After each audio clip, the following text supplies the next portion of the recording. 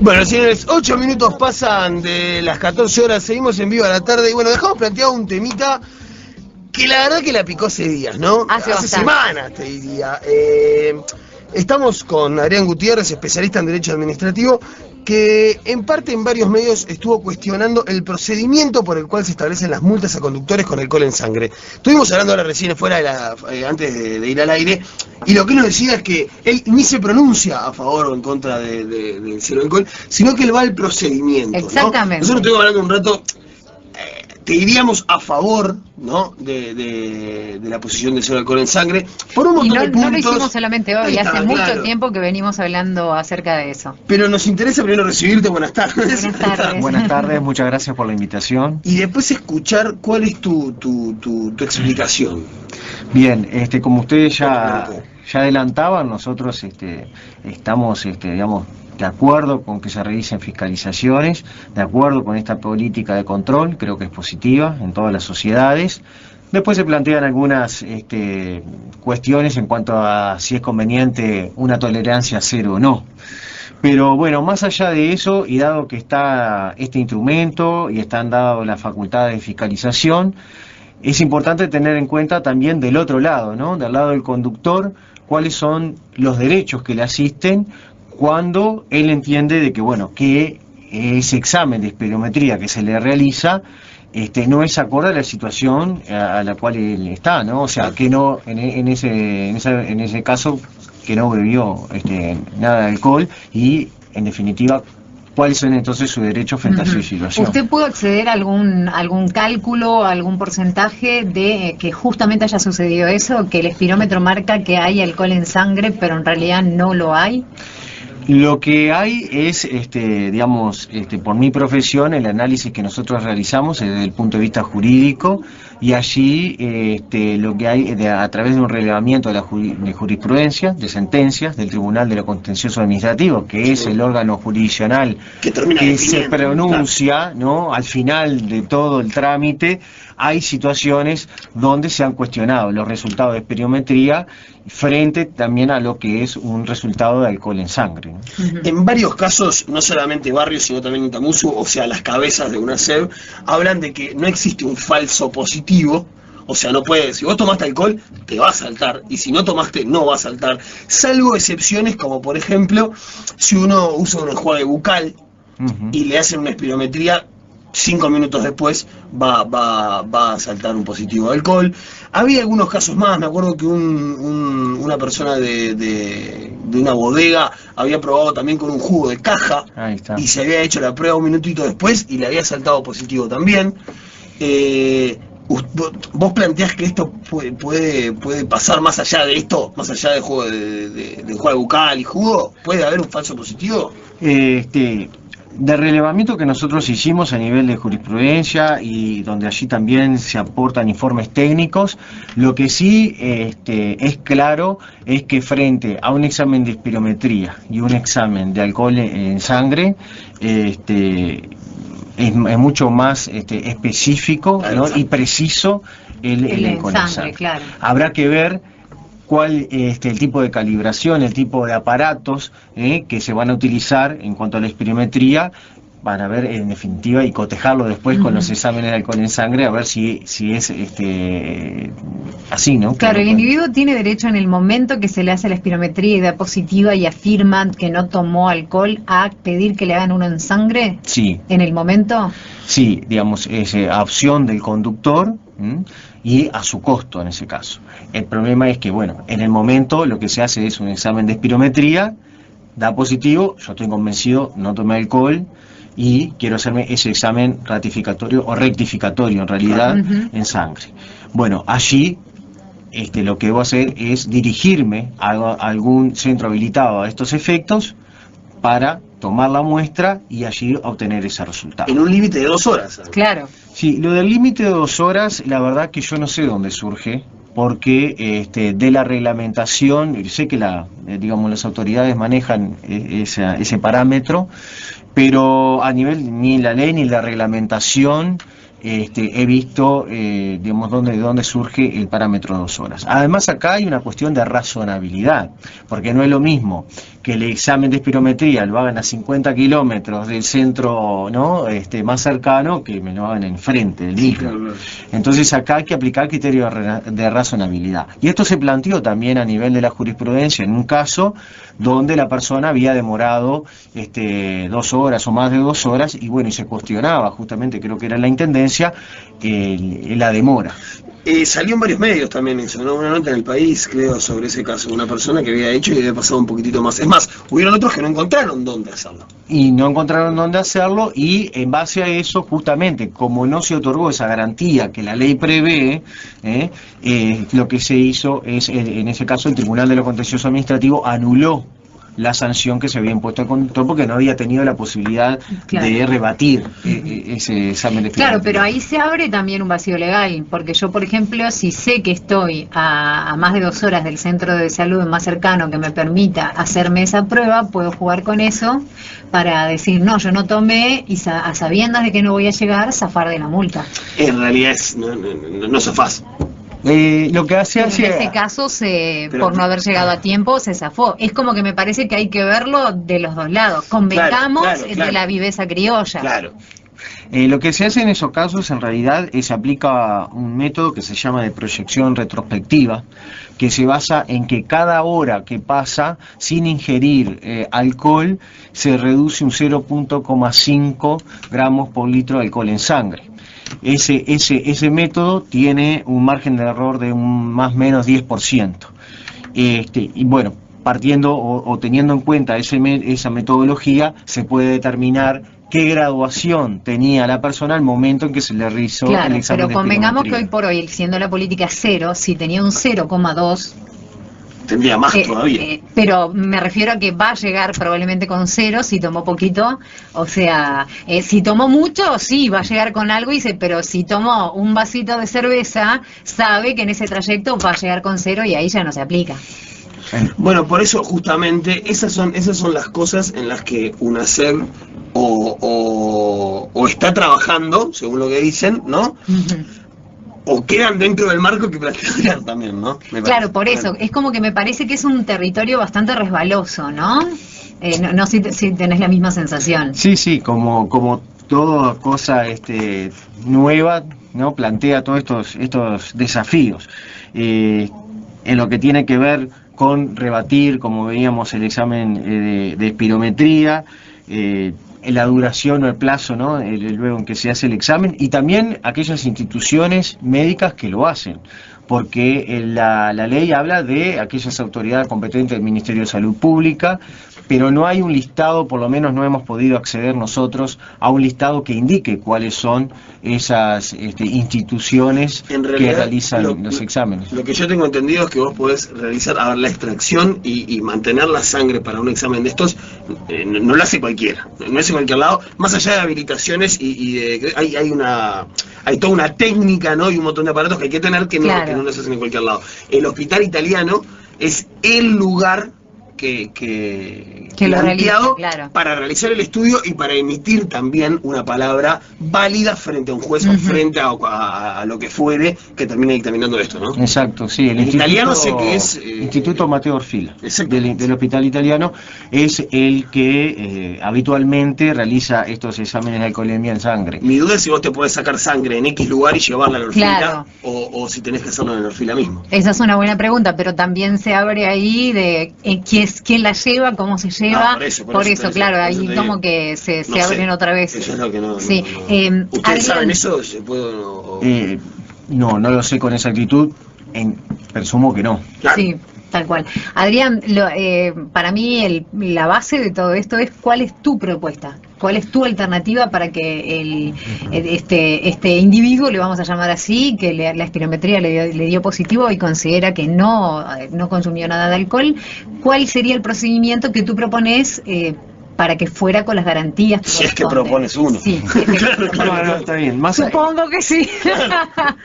Sí, más que una propuesta, en realidad es una exhortación a que las autoridades que fiscalizan cumplan con lo que se denomina desde el punto de vista jurídico el debido proceso, o sea, la posibilidad de que la persona pueda defenderse antes de imponerse la sanción. Esto aplica para todo tipo de sanciones, para cualquier multa de tránsito, que es... Antes yo debo tener la posibilidad de presentar mis descargos y en todo caso, como decíamos, ¿no? una segunda prueba de alcohol en sangre a efectos de rebatir ese examen de espirometría y evitar la imposición de la multa. Inocente hasta que se demuestre lo contrario. Exactamente. Entonces, siendo así, lo que no debería, como las autoridades no deberían proceder como lo hacen, ¿no? O sea, aplicar la sanción y luego que la persona proceda a defenderse, una vez que ya está aplicada la sanción. De hecho, justamente, los casos que han llegado a nivel del Tribunal de lo Contencioso Administrativo se han anulado esas sanciones por no observar este principio de defensa. Pero el problema es la erogación, el problema es que no se limpia el legajo, o sea, ¿cuál sería la diferencia entre que... O los tiempos. O los tiempos, ¿cuál es la diferencia entre que te lo apliquen la sanción y después lo verifiquen o que sea al revés? La diferencia es un tema de defensa, como tú decías, ¿no? Culpable... No soy culpable. Pero no hay una dificultad extra que uno diga, bueno, se supera haciéndolo de esta forma. Hay una, permiso, ¿no? Porque claro, no.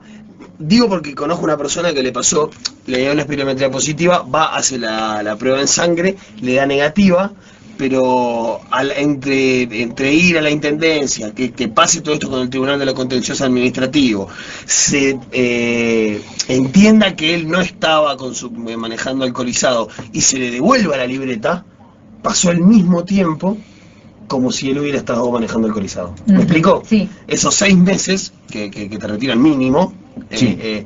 Puede ser lo que vos estés demostrando que no estabas bajo los efectos del alcohol. O sea que estuviste 6 meses sin libreta, sin poder manejar, si manejas no sé, lo que sea, si vivís de manejar. Claro, si es tu modo de vida. Yo creo que ese puede llegar a ser uno de los mayores problemas ante, como decís vos, una falta de una máquina aceitada de defensa, ¿no? Exacto. Si la propia administración que impone la multa no la revoca en vía administrativa, digamos, ¿no? Frente a los recursos, cuando el conductor interpone recursos administrativos contra esa sanción, sí, tengo que recorrer ese camino luego frente al Tribunal de lo Contencioso Administrativo para obtener la anulación.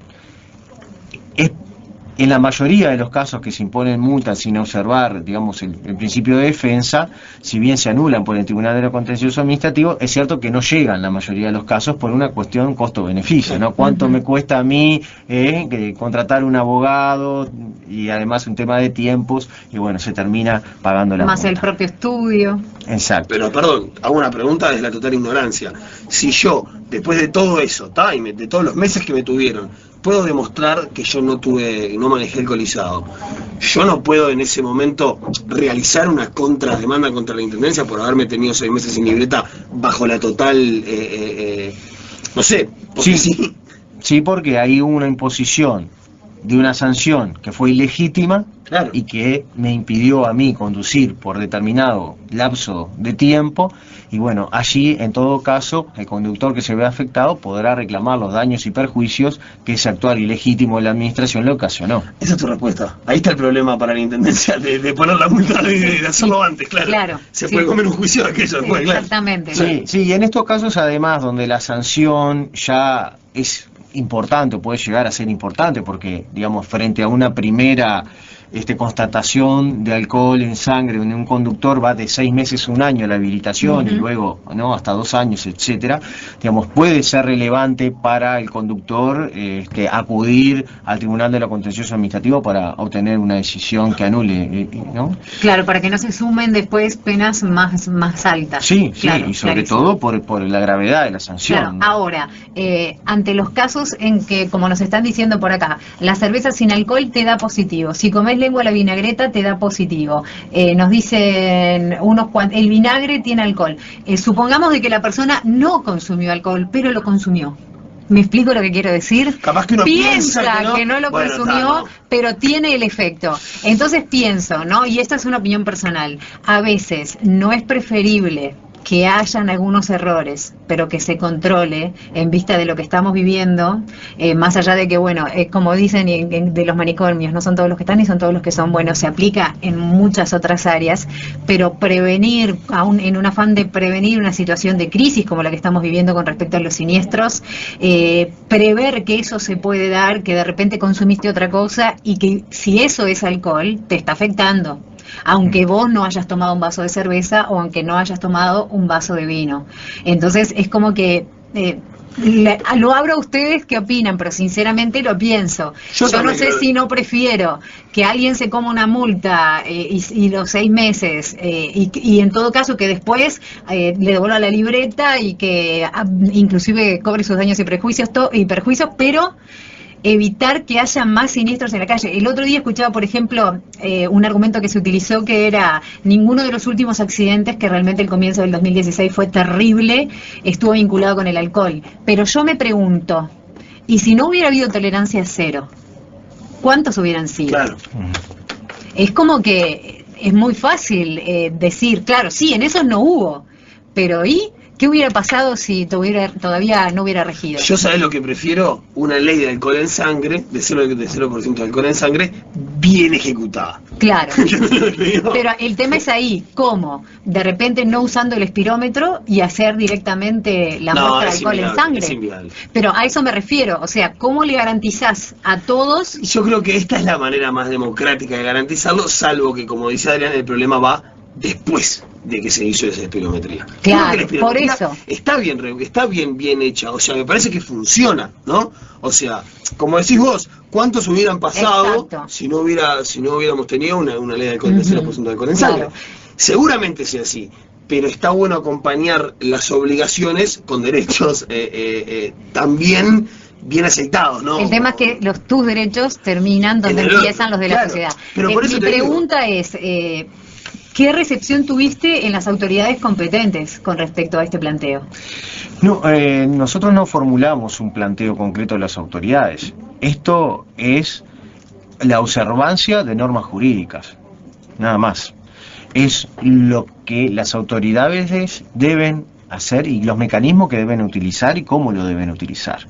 Yo también estoy de acuerdo en un control de alcohol en los conductores, pero eso debe ir de la mano con la observancia también de los derechos de los conductores. Es un tema de procedimientos, no aplicar la sanción hasta probar que definitivamente, si el conductor dentro del plazo, porque de 10 días hábiles, que es lo que se marca para la instancia de lo que se llama la vista previa, presenta un examen de alcohol en sangre que es diferente al de espirometría, y bueno, eso debe ser tenido en cuenta y por lo tanto la sanción no debería aplicarse.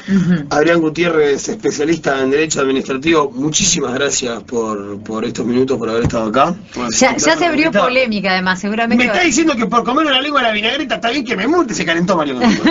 No, yo estaba leyendo los SMS que están llegando al 1900, dice Cacho, se dice, no era algo que diga yo, es más, nunca me a comer lengua de la vinagreta, no tengo idea. Pero estaba leyendo los comentarios de los oyentes, que hay más. Por ejemplo, se dice que uno de los enjuagues bucales da positivo, pregunta Cacho si es cierto, se escuchó bastante que sí, uno que empieza con L. Pero ¿qué te pasa? Si a vos te lo hacen y te da positivo, vos decís, mirá, la verdad, me usé un enjuague bucal de 5 minutos, te dicen, bueno, amigo, ¿sabe qué? Siéntese ahí, esperamos 7 minutitos, a ver si entonces si usted sigue con eso y si sigue dando positivo. Acá nos dicen, esto del mal manejo es gente que cruza con rojo sin importarle el otro, no porque vayan alcoholizados. Alguien que dice, soy taxista, me dio positivo y no tomé alcohol. Era la nicotina porque fumo mucho. Alguien que dice, ante la duda, culpable. Acá está Mario enojado por lo de la lengua de la vinagreta. Bueno, habrá gente que la cocina con alcohol o sin alcohol, no tengo idea. Igual después de la cocción me imagino que el alcohol se evapora, como todo alcohol. Claro, ante cocción se supone que se tiene que evaporar. Pero ponele que te dan un cafecito con el de licor y ni siquiera te enteraste. No sé si llega a marcar. Si es 0%, llega. Si es 0, a eso no. me refiero. ¿Cuántas veces vos pensarás que no estás consumiendo alcohol o le pusieron al aderezo de la ensalada? Sí. Y esto de la graduación alcohólica, en definitiva, tiene incidencia, porque la ley lo que marca es una sanción, por ejemplo, en el caso de la primera, que va de entre 6 meses a 1 año. Y cómo entonces, qué margen aplico, o no, cómo determino la graduación. Bueno, seguramente va a ser la cantidad de alcohol en sangre que me dé, si va a marcar el mínimo o el máximo. Mirá, miren qué interesante Hola, los estoy escuchando y pensando. Mi esposo es diabético, toma una medicación en gotas y tiene alcohol. Y manejan y le hacen un examen y ¿marcha también? Así, no marcha. No marcha. No, y él tiene que demostrar, o sea, tampoco son necios, ¿entendés? Él tiene que demostrar que él estuvo tomando y que tiene esa medicación que tiene alcohol. Alguien que dice, vamos arriba muchachos, ¿quién conoce a alguien que se haya emborrachado con lengua a la vinagre? ¡Claro! Volvemos a lo mismo. Acá no se habla de estar manejando borracho. Es que es un 0% de alcohol en sangre, por más que vos estés perfecto. Yo capaz que ahora les digo que almorcé con una copa de vino, y eso no quiere decir que no lo hice.